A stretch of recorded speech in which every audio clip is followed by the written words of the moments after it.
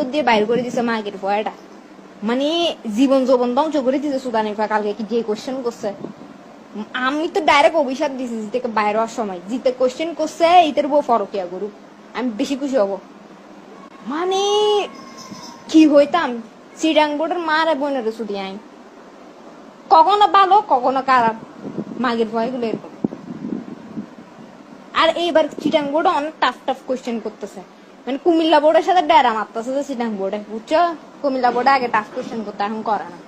এখন চিটাং বোর্ডে বেশি গিয়া হয়ে গেছে, চিটাং বোর্ডের কিনে রে এক এক করে বুলেট রকেট গিয়া বানাই বুধে, কি হতে রকেট সায়েন্টিস্ট বানাই বুধে এক এক করে। ওইগুলোকে আমাদেরকে নাসাতে পাঠাবে তো, এই জন্য এরকম করে টাফ কোশ্চেন করতে মাগির সকলে।